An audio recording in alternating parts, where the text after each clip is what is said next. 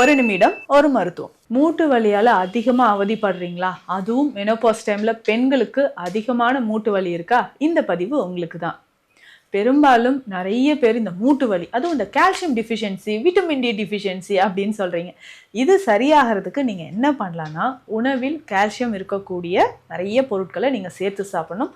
தவறாம டெய்லி ஒரு 10 minutes சன்லைட்ல expose ஆகுங்க. அப்பதான் உங்களுக்கு விட்டமின் டி கிடைக்கும். விட்டமின் டி இருந்தாதான் நீங்க எந்த அளவுக்கு கால்சியம் எடுக்கிறீங்களோ அது உங்க உடல்ல உட்கிரகிக்கப்படுது. சரி, இந்த கால்சியம் நிறைந்த உணவுகள் அப்படின்னா மில்லட்ஸ், கீரை வகைகள் நிறைய சாப்பிடலாம். முக்கியமாக ஃப்ரூட்ஸ் அண்ட் வெஜிடபிள்ஸ் நிறைய எடுத்துக்கோங்க. இந்த மூட்டு வலி குறையிறதுக்கு நீங்கள் லவங்காதி சூரணம் எடுக்கலாம். அப்படி இல்லைன்னா கிராம்புவை டீ மாதிரி டெய்லி குடிச்சிட்டு வாங்களேன். மூட்டு வலி மட்டும் இல்லை, உடலில் இருக்கக்கூடிய வலிகள், சோர்வு உங்களுக்கு மறைய ஆரம்பிக்கும். இது எப்படிங்க ரெடி பண்ணலாம்? 50 கிராம் கிராம்பு எடுத்துக்கோங்க.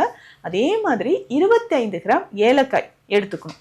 25 கிராம் சீரகம் நீங்கள் எடுத்துக்கணும். 100 கிராம் தனியா விதைகள், கொத்தமல்லி விதைகள் எடுத்துக்கணும். இது எல்லாமே ஒன்றா சேர்த்து லேசாக வறுத்து பவுடர் பண்ணிக்கோங்க. ஒரு அரை ஸ்பூன் அளவு எடுத்து போட்டு 2 கிளாஸ் தண்ணி விட்டு நல்லா பாயில் பண்ணி ஃபில்டர் பண்ணி டெய்லி குடிச்சிட்டு வாங்களேன். காலையிலையும் ஈவினிங்கும் இல்லை, ஏதாவது ஒரு வேலை குடிங்க. உங்களுக்கு இருக்கக்கூடிய வலிகள் மாயமாக மறைய ஆரம்பிக்கும்.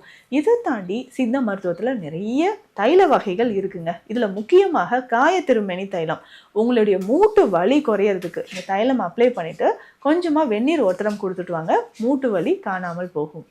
இந்த மாதிரி பயனுள்ள மருத்துவ தகவல்களுக்கு நம்ம பேஜை மறக்காம ஃபாலோ பண்ணுங்க.